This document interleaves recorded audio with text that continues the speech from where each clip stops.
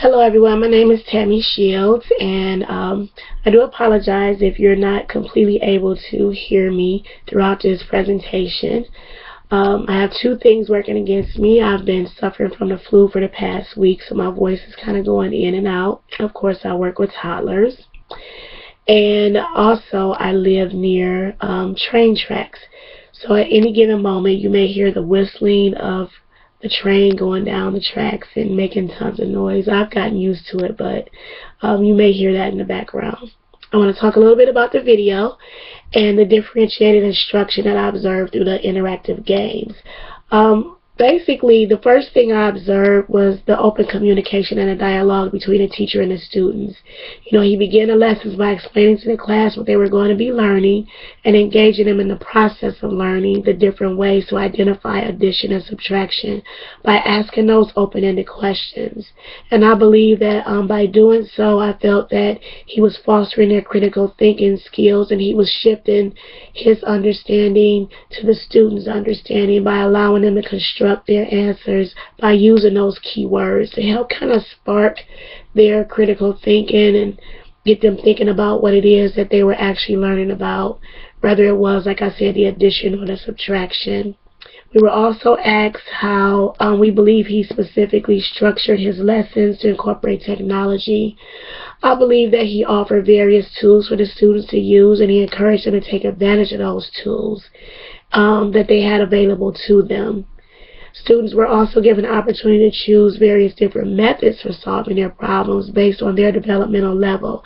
Last week we learned a lot about how important it is to meet students at their current level, and I believe that it's important that we do that as well. And the video demonstrated that when the students used the technologies in the classroom, they were given immediate feedback from the technology that they were using, and they were able to learn at their own pace, which really did free up the teacher to help the students that needed the additional assistance at the time. What's also important is that the students were able to take the concepts that they were learning and move forward as they master one thing to get to another level. I've always struggled with math, and I really do believe that the reason why is because I missed the concept somewhere.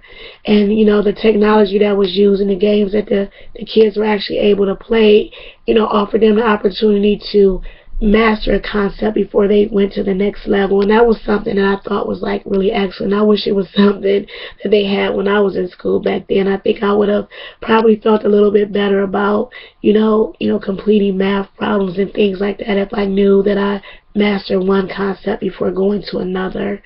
We were also asked about the depth of knowledge or whatever, what we observed the students in terms of reaching the various stages of the lesson.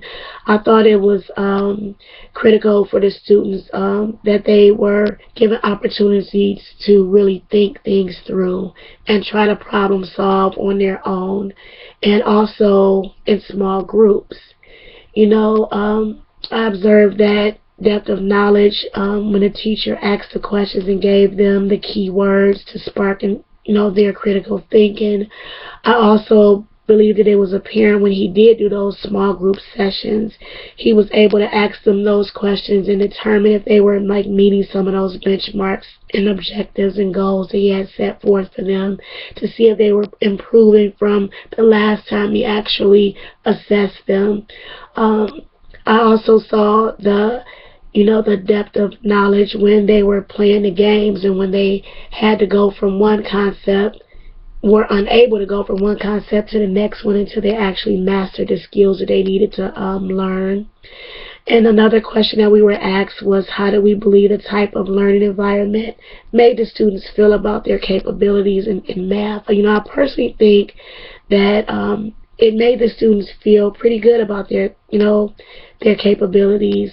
They were able to work at their own pace, and by mastering concepts as they worked towards learning and mastering new concepts, I felt like they were also able to, use their own preference of learning in terms of what form of technology or tool they wanted to use. So I think that when students are not pressured as much and they are able to work at their own pace, and then they are mastering a skill and going to the next level, it really does spark a lot of enthusiasm about what it is that they're learning, and they feel like they're a part of the entire learning process.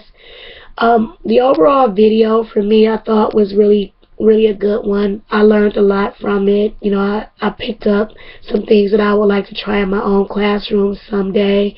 I like the idea of the technology being used as a tool to help not only the students but the teacher.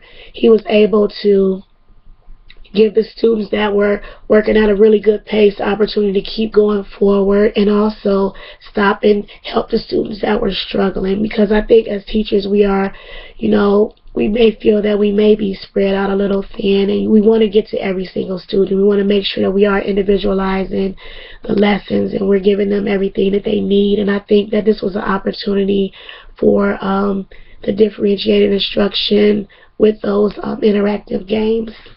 And that's pretty much my perspective. Thank you.